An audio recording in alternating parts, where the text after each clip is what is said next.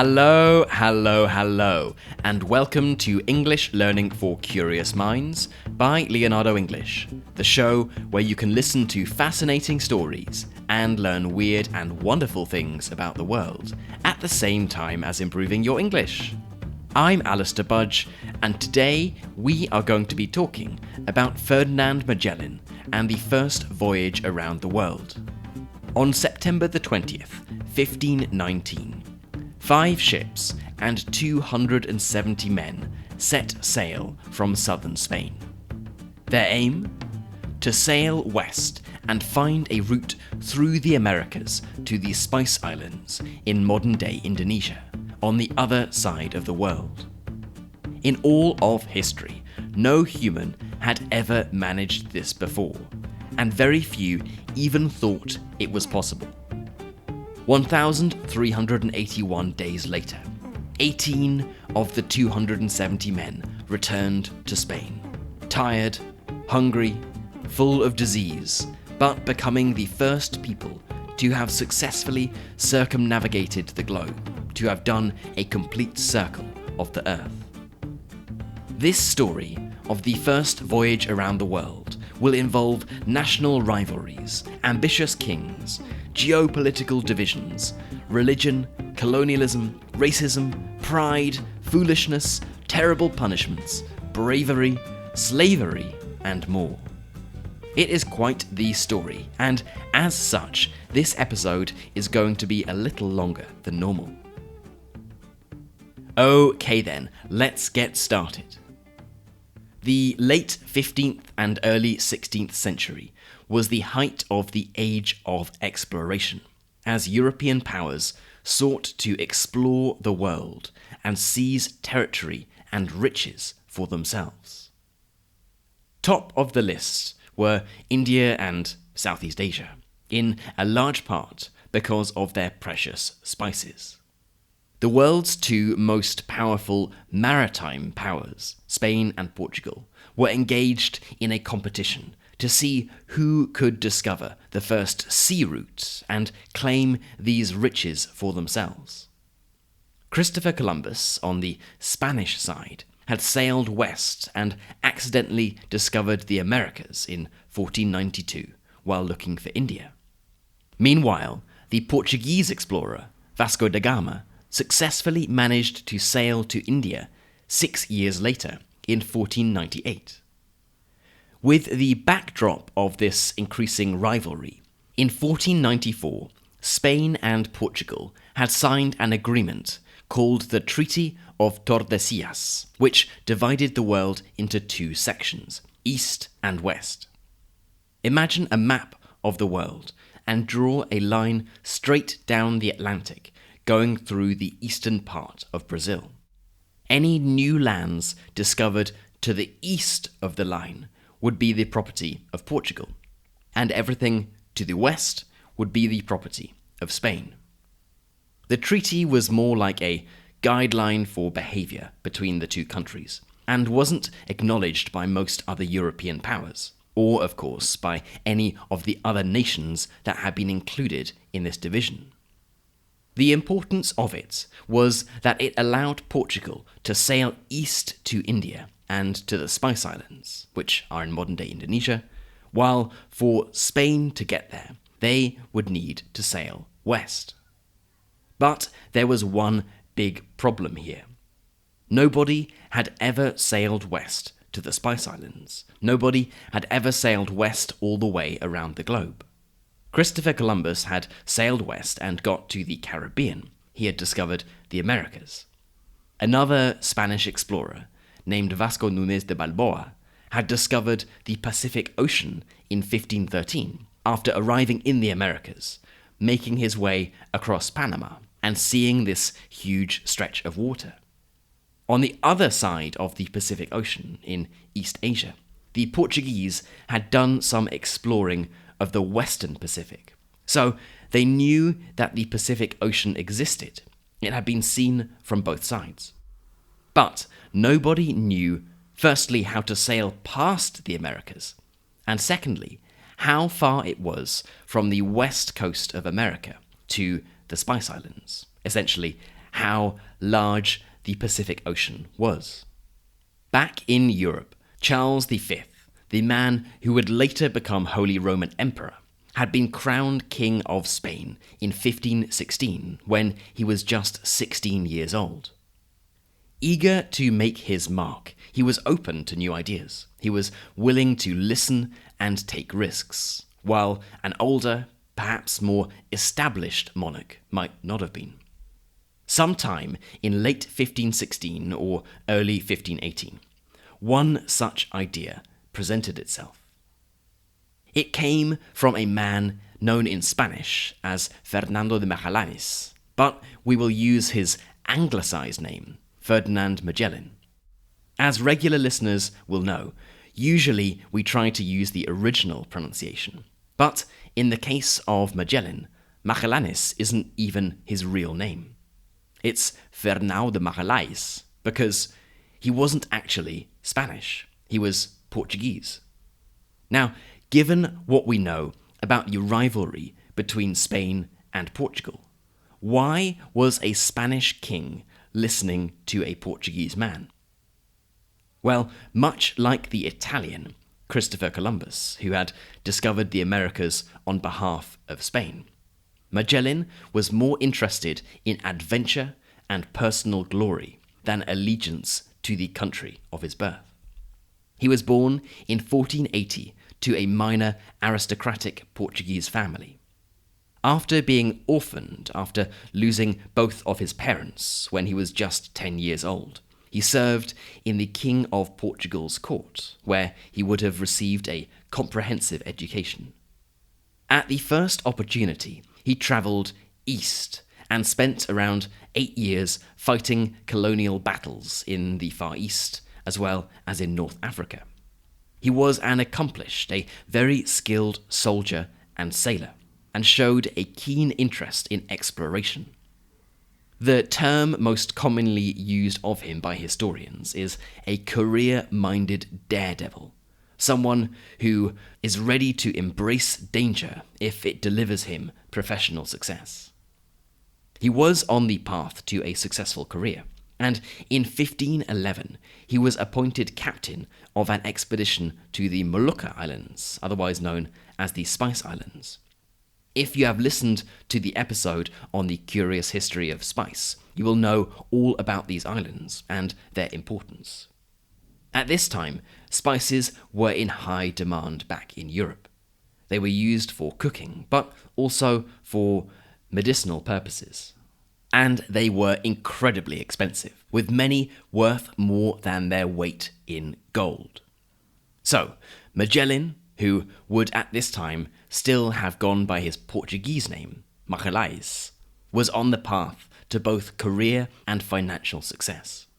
But sometime around 1514, he was accused of trading illegally with the Moroccans, and his promising career came to a sudden end, or at least a sudden pause. By this time, he had spent almost 10 years navigating the oceans, fighting and trading, and was an incredibly experienced soldier and sailor, with a deep knowledge of East Asia.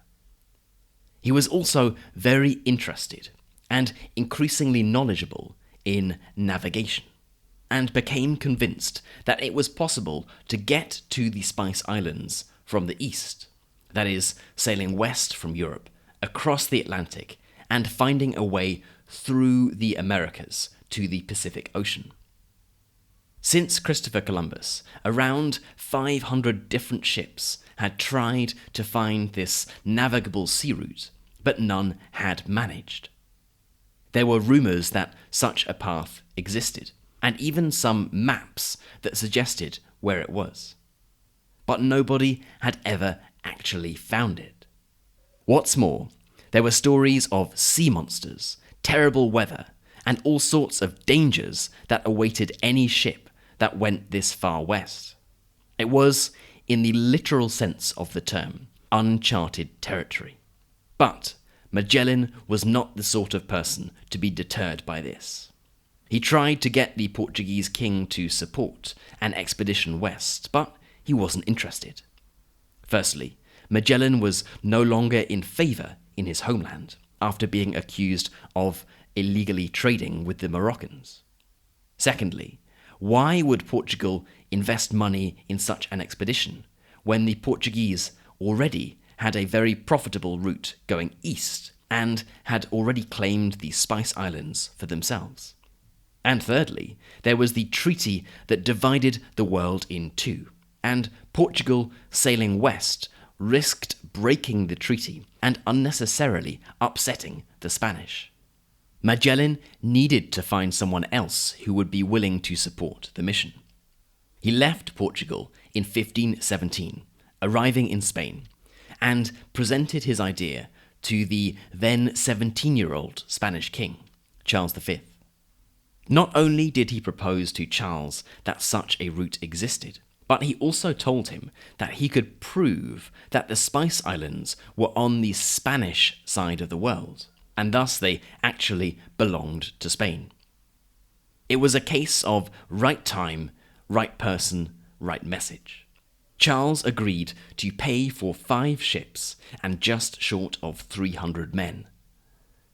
Magellan would lead this expedition, and if it were successful, he would become spectacularly wealthy. He put together a team of mainly Spanish sailors and got ready to set sail. The sailors, however, weren't told about the details of the trip. If they knew that they were going to what was then considered to be the end of the earth, going where no human had ever gone before, many would no doubt have refused to join. It was only after the ships set sail that the true nature of the trip was revealed. Almost from the outset, from the beginning of the trip, there was trouble. The majority Spanish sailors did not appreciate being under the leadership of a Portuguese captain. Although Magellan had been granted Spanish citizenship and was undertaking this mission on behalf of the Spanish king, he was still Portuguese.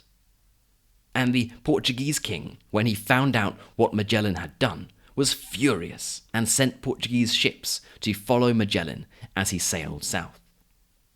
The Portuguese ships didn't manage to catch up with them, so that problem was temporarily resolved. But the animosity the Spanish sailors felt towards their captain certainly wasn't. It took the 5 ships just short of 3 months to cross the Atlantic, finally arriving at a bay Magellan called Bahia de Santa Lucia on December the 13th, 1519. At that time it was a quiet, peaceful bay, but it's now the location of the bustling city of Rio de Janeiro, about halfway down the eastern coast of South America. As they sailed south, they explored every promising inlet, every passage inland, to see whether it would lead them to the sea that they believed lay ahead. But time and time again, they would have to turn back around, as what they had hoped would be a path through would be blocked by the land. Not only must it have been dispiriting work, it was also dangerous. You never knew how deep the water would be, what direction the currents would flow, and you had to remember every turning you had taken, otherwise you wouldn't be able to find your way back out. It took them another 3.5 months to get to a place called Puerto San Julian in Patagonia, almost at the tip of South America, but of course they weren't to know that at the time. All they knew was that winter was soon approaching. The crew was tired, hungry, and disillusioned.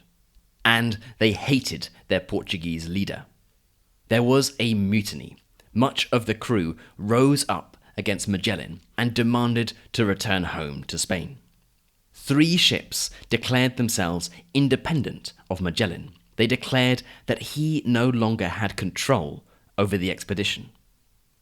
But Magellan was a cunning sailor and soldier. He tricked one of the mutinous captains, one of the rebellious captains, into thinking that a messenger was coming on board to give him a letter. This messenger came on board the ship, waited until he was next to the captain, pretended to give him a letter, but then stabbed him, killing him outright. Magellan managed to subdue the other mutineers and set off to punish the rebellious sailors. 2 of the leaders were beheaded, their heads were chopped off, and their bodies chopped up and put on sticks to be a warning to others. Another mutinous captain was left on an island with a mutinous priest, never to be heard from again. The message was clear. If you mess with Ferdinand Magellan, it will not end well. In October of 1520, Magellan got lucky, or rather, his hard work and perseverance finally paid off. He had sent one of these ships inland to investigate a promising passage. It returned with great news. They had gone through to the other side and found this promised sea. The remaining ships set sail and made the crossing. As Magellan saw the sea, he named it Mar Pacifico, the Still Sea, because of how still and calm it looked. Given what we now know about how rough the Pacific Ocean actually is, this might be surprising, but it must have been a peaceful day when Magellan's ships first saw it. By this time, only 3 of the original 5 ships remained. One had sunk while exploring a passage, and another, the San Antonio, had taken the opportunity to turn back to escape and return to Spain. Nevertheless, the 3 ships continued west, sailing across the Pacific Ocean. Magellan had thought that the Pacific Ocean was quite small, and had anticipated it would take them a few days to cross. It took almost 4 months for them to reach the Pacific island of Guam, which is around 2,000 kilometers east of the Philippines and 2,000 kilometers north of Papua New Guinea. They were woefully unprepared for the size of the Pacific Ocean, and were reduced to eating rats and maggots, those small white worm-like animals used to catch fish. They had no fresh fruit or vegetables, and most of the men suffered terribly from scurvy, the disease you get when you have a severe deficiency in vitamin C. 19 of the men died on the trip across the ocean. Although there was no doubt a great sense of relief when they finally saw land, their arrival at Guam wasn't a peaceful one. The natives approached the boats, came on board, and took equipment. There was a struggle, and the European sailors killed one of the natives. As revenge for what Magellan considered to be an attack on his men, he returned the day later, burning housing and killing 7 of the natives. Having taken fresh supplies of food and water, they continued their journey westwards and arrived at the Philippines a week later. Thankfully, they had better luck with the native people here than in Guam, and this is in a large part due to a man called Enrique. Enrique, known as Enrique of Malacca, was a Malay man who Magellan had bought as a slave 8 years beforehand. He accompanied Magellan everywhere, and although it was a relationship of master and servant, the two had grown close. Enrique was able to speak to the native people in Malay, and acted as a translator for the Spanish party. They exchanged gifts, traded, and the Spaniards introduced Christianity to the native people, many of whom, including the chief of an island called Cebu, converted. But one island, the island of Mactan, was not bowing down so easily. Its leader, a man called Lapu-Lapu, not only rejected the idea of Spanish supremacy, but also refused to convert to Christianity.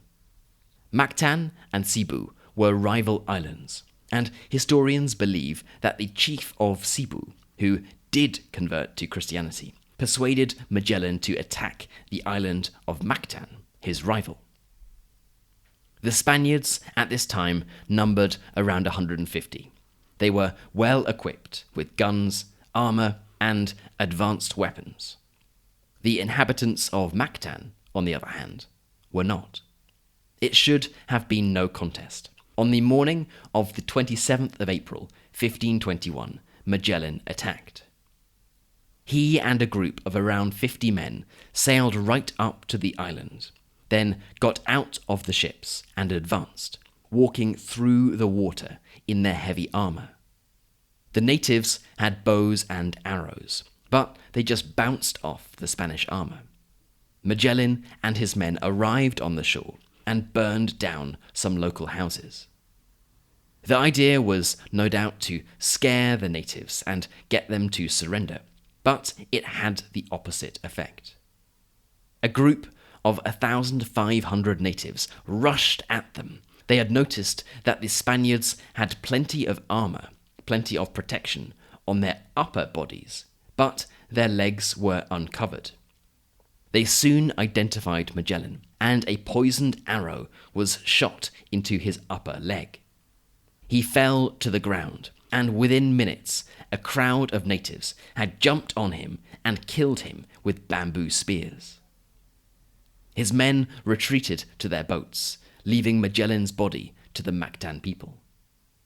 It was a completely pointless and utterly inglorious death for Magellan.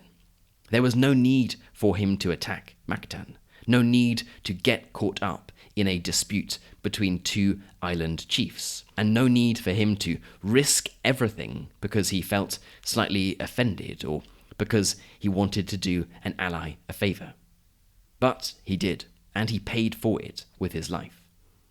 By this time, there were only 115 out of the 270 men who had left Spain a couple of years beforehand. This wasn't enough men to manage 3 ships, so one was burnt, and the other 2 pushed on to the Spice Islands. They had gone almost all the way, and they knew that if they could get there, huge riches would await them, and they could turn the entire voyage into a profitable one. When they finally arrived there, they did manage to trade with the chief of one of the islands. They exchanged metals, cloths, and glass for huge amounts of spices, particularly cloves, and set off back to Spain. Only one ship, the Victoria, would make it back. The other was badly damaged and then captured by the Portuguese when it was being repaired. On the 21st of December, 1521, 2 years and 3 months after it had set off from Spain, the one surviving ship, the Victoria, finally set off from the Spice Islands back to Spain, this time sailing westwards around the tip of South Africa. And on September the 5th, 1522, 8.5 months after it had left the Spice Islands, it finally arrived back in Spain. The return trip had cost the lives of 22 of the crew members, who had died of starvation. And of the initial 270 men who had left on the adventure, only 18 were on the Victoria when it finally pulled into port. Quite the trip. In terms of the legacy of this expedition, it has of course gone down in history, and has been called the greatest sea voyage in the Age of Discovery, and the most important maritime voyage ever undertaken. In many respects, it was a great success. A sea route from east to west was discovered. It enabled a greater understanding of other peoples and cultures, an understanding of maritime navigation, and an interest in exploration. It also more than paid for its costs, as it came back filled with precious spices. And on a linguistic note, from it came the first known phrasebook of native languages the sailors discovered on their voyage. This was written by the Italian scholar Antonio Pigafetta, who was one of the 18 men to return on the Victoria, and documented the entire trip.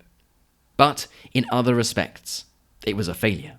The intention was to find another commercial route to the Spice Islands, but the route across the Pacific proved to not be profitable.